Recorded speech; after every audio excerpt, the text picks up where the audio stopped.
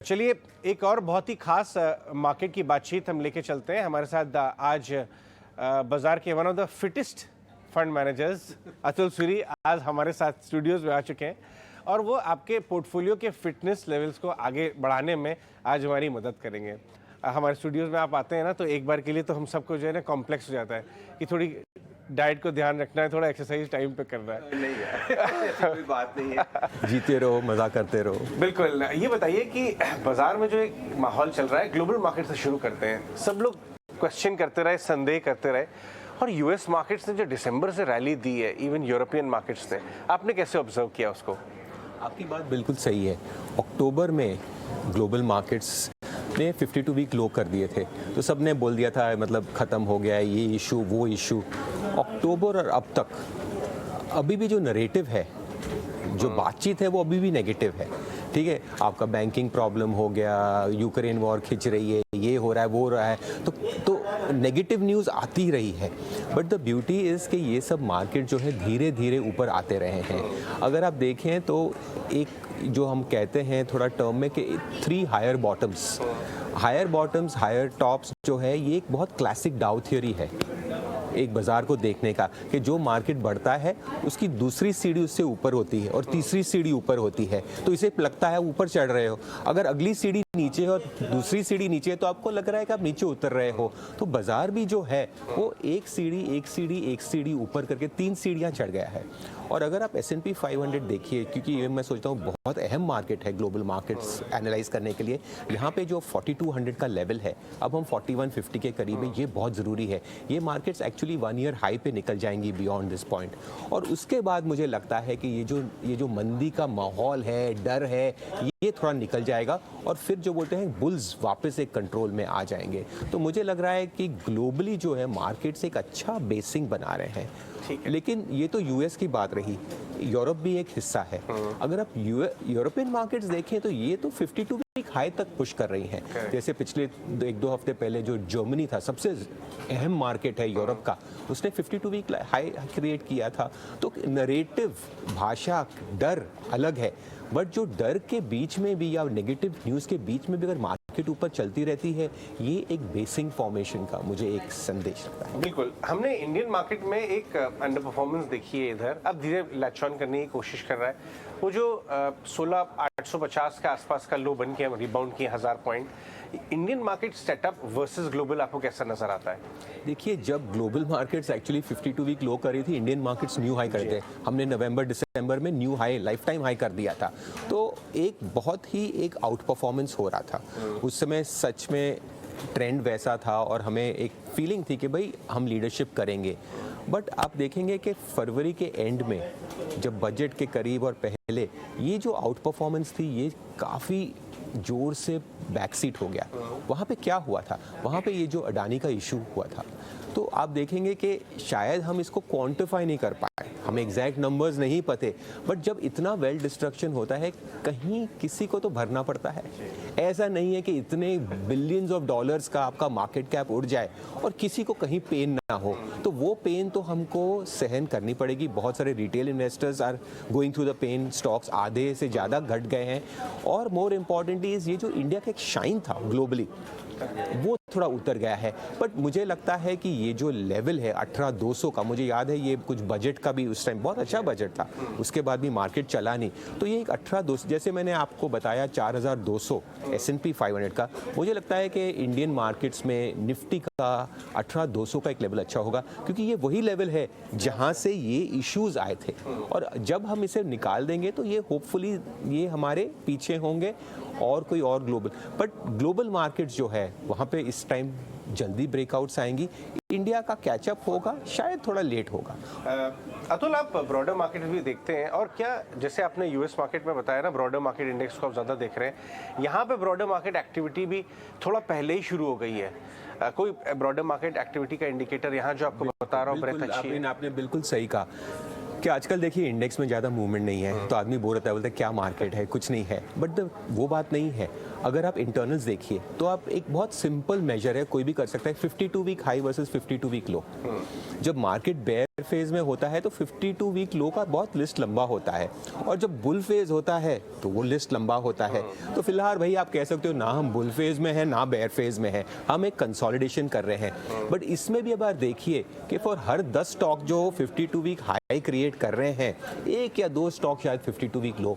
और ये हिंदुस्तान में नहीं है, ये इवन यूएस में है कि जो इंटरनल्स होते हैं मार्केट के, उससे आप 52 वीक हाई लो एक बहुत सिंपल वे है। आप भी देख सकते हो स्क्रीन पे, आपको कोई सॉफ्टवेयर नहीं चाहिए। बट जब ज़्यादा स्टॉक 52 वीक हाई कर रहे हो, एक दिखा रहा है कि इंटरनली जो मार्केट है वो एक बुलिश फेज में आ रहा है। वो यूएस में भी हो रहा है, वो इंडिया में भी हो रहा है। राइट सतुल, तो ये सारी चीज़ें आपने सेटअप टेबल पे रखी है हमारे लिए। इस समय राइट स्ट्रैटेजी क्या होगी before I come to different sectors?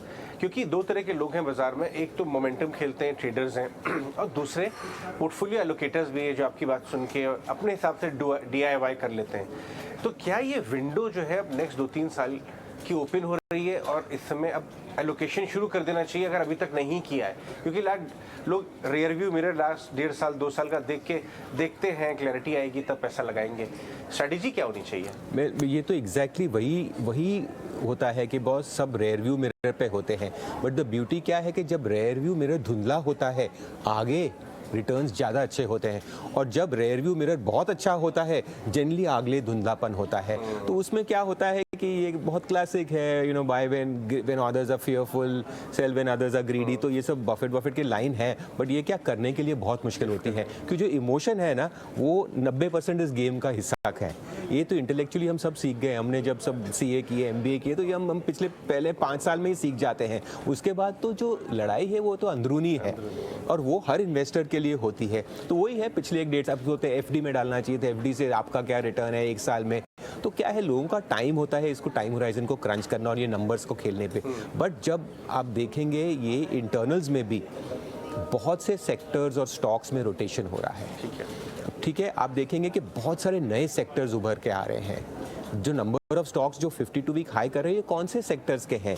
और ये आप देखेंगे ये जो पिछले लीडर्स थे वो नहीं है, ये नई लीडरशिप आ रही है। यहाँ से लीडरशिप आपको पहले लार्ज कैप की बात करते हैं। लार्ज कैप में लीडरशिप सेक्टर्स आपको कौन से नजर आते हैं? देखिए, हमारे PMS में जो है, हम एक ट्रेंड फॉलोअर हैं। हमारा काम, हम सोचते हैं कि अगर आप ट्रेंड को पकड़ लें तो 70% आपका काम हो जाता है, फिर कंपनी चुनना बहुत ईजी हो जाता है। तो हम ये सेक्टर्स या थीम्स पे बहुत फोकस करते हैं। तो इस समय जो हमें मार्केट में थीम्स लग रहे हैं कि जैसे हमारा टॉप होल्डिंग है इलेक्ट्रिकल इक्विपमेंट्स, हमने 15% वेटेज उसमें दिया हुआ है, जहाँ पे आपका इंडेक्स का होगा नेग्लिजिबल। हमारा काम इंडेक्स को पकड़ना नहीं है, तो फिर आप ETF में पैसे लगाइए, हम उसको बीट नहीं कर पाएंगे। But as a portfolio manager हमारा काम है उसे आउट परफॉर्म करना, और इसीलिए हमें एक डिसोसिएट या अलग से एक एलोकेशन करना पड़ेगा। तो हमको इलेक्ट्रिकल इक्विपमेंट बहुत अच्छे लगते हैं। इसमें इलेक्ट्रिकल इक्विपमेंट में कैपिटल गुड्स भी आता है, मिड टियर या कैपिटल गुड्स एक बहुत बड़ा एक जैसे हमारे इंडेक्सेस हैं, बट उसमें भी थीम्स हैं। इंजीनियरिंग अलग है, इलेक्ट्रिकल इक्विपमेंट अलग है। तो ये सब जो है जो एक बेसिक, और ये सिर्फ हिंदुस्तान में नहीं है, ये ग्लोबली आप देखेंगे यूएस में भी इंडस्ट्रियल्स आर आउट परफॉर्मिंग। लोग क्या है टेक में लगे हुए हैं या कोई फार्मा लग रहे हैं, क्योंकि ये पिछले लीडरशिप थे, सबके पास ये माल घर पे भरा हुआ है, तो वो सब वो देखते हैं और वहाँ पे कहानी है, स्टोरी है, एक्साइटमेंट है। अब ये सब इंजीनियरिंग कंपनी में कहाँ एक्साइटमेंट है, कहाँ एक क्वार्टरली नंबर आती है, मैनेजमेंट आपको फोन पे भी नहीं मिलती है। तो ये सब जो है, और इन्होंने 10 साल तक कुछ नहीं किया, तो ये जो है ये बहुत अच्छा सेटअप होता है। Underperforming for long period of time, under ownership, lack of interest, lack of clarity, और बहुत सारे जो इनमें कंपनीज हैं वो 10 साल का जब मंदी चलती है तो बंद हो जाते हैं, हाथ हैंडफुल जो है रह जाते हैं। तो आई फील कि ये सब सेक्टर्स में वापस जो है, एक बैंक्स में भी देखिए, मुझे भी लगता है कि जो इंडस्ट्री फेसिंग बैंक्स हैं वहाँ पे ज़्यादा इंटरेस्ट है, कॉर्पोरेट बैंक्स है। तो मुझे लग रहा है कि ये जो रैली आएगी, this is going to be industry facing, this is going to be corporate banks, this is going to be engineering, this is going to be defence. अच्छा, डिफेंस की बात करें, डिफेंस में हमने एक बड़ा वैल्यू क्रिएशन का राउंड देखा, लोग मिस कर गए, समझ नहीं पाए, महंगे थे वगैरह वगैरह, और साइडवेज चला गया। अब हमने ऑर्डर बुक पिकअप होते देखा, स्टॉक में मूवमेंट आ रहा है। आप डिफेंस को कैसे खेल रहे हैं? मुझे लग रहा है कि ये जो एक सेक्टर है जहाँ पे एलोकेशन बहुत कम था, तो ये तो अभी तो लाइमलाइट आया है। ये सेक्टर प्रॉमिसिंग तो 10 साल था, लेकिन कभी पैसे नहीं बने और कंपनीज ने परफॉर्मेंस नहीं किया। पर मुझे लगता है जैसे जैसे परफॉर्मेंस आएगा एक तो ऑर्डर बुक है वो तो दिख ही रही है, गवर्नमेंट ये जो इंडिजिनाइजेशन है बहुत ज़ोर से कर रही है और ऑर्डर्स भी आ रहे हैं, बट जैसे इनमें प्रॉफिटेबिलिटी बढ़ेगी मुझे लगता है कि ये एक सेक्टर उभर के आएगा। और आप देखेंगे कि जब भी गवर्नमेंट पास्ट में डाइल्यूशन करती थी इक्विटी की, ये शेयर घट जाते थे, लेकिन अब ऐसा नहीं हो रहा है। गवर्नमेंट डाइल्यूट कर रही है।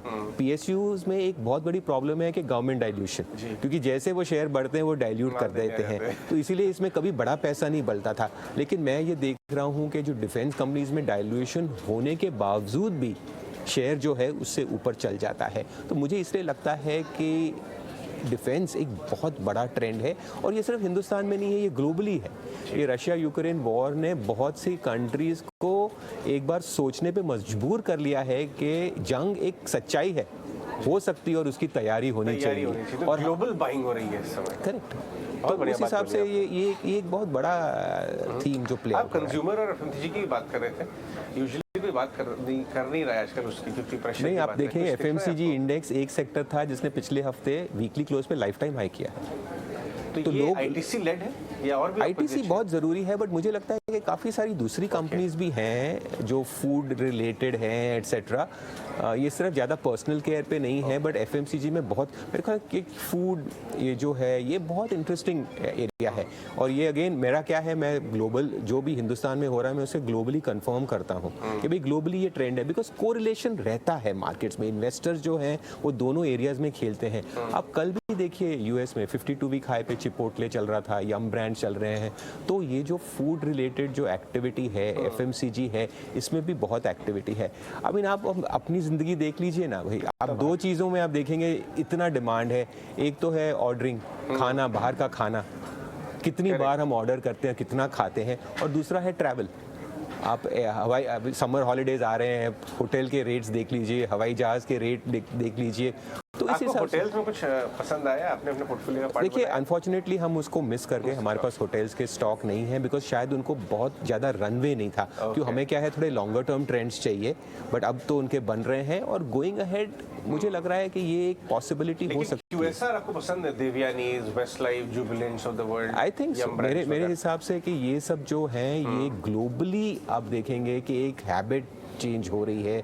आप रेस्टोरेंट्स में चले जाइए, आज भी वीकेंड्स पे चले जाइए, वीकडेज पे जाइए, तो काफ़ी भरे हुए लगते हैं। तो मुझे लग रहा है कि ये food as a industry has been a बहुत बड़ा बेनिफिशियरी पोस्ट कोविड। एक आखिरी सवाल अतुल मैं आपसे पूछना चाहूँगा, क्योंकि आपके यहाँ काफ़ी अच्छे इन्वेस्टर आपके पोर्टफोलियो में पीएमएस में जुड़े हुए हैं, आप मिलते रहते हैं। एक सेंस ऑन ग्राउंड जो है अच्छे बड़े इन्वेस्टर्स का, फ्रॉड क्लीन हो चुका है आपको लगता है बाजार से? क्या सेंस आ रहा है, लोग वापस आना चाहते हैं या अभी भी फेंस सिटर्स ज़्यादा हैं? फेंस सिटर्स ज़्यादा हैं। लोगों को मैं जैसे कह रहा हूँ कि नेगेटिव न्यूज़ आती रहती है, लोग बेरिश होते हैं और मार्केट बढ़ती रहती है, ये एक बहुत अच्छा साइन। तो जब जैसे ब्रेकआउट्स आते हैं, जितना मर्जी आप कह दीजिए कि buy when there is blood on the street और buy when all are selling, लेकिन वो कभी काम नहीं करता। अल्टीमेटली जो मोमेंटम है वो पैसा अट्रैक्ट करती है। तो यस, स्मार्ट मनी इसको यूज़ कर रहा है ये फेज़ को एलोकेट करने के लिए, यहाँ सेक्टर रोटेशन करने के लिए, बट जो मेजॉरिटी है जो है, मैं उन SIP वालों की नहीं बात करी कि उनकी तो दाद देता हूँ, क्योंकि उन्होंने I think the best allocation call लिया है पिछले 10 साल में हिंदुस्तान के। बट जो चंकी मनी होता है वो ज़्यादा मोमेंटम चेस करता है। तो अभी क्या है, वो कहीं और ढूंढ रहे हैं, ये है। और उनका क्या होता है टाइम फ्रेम के पिछले 1-1.5 साल 2 साल में क्या बना, पिछले 1-1.5 साल में कुछ ज़्यादा बना नहीं है इस मार्केट में।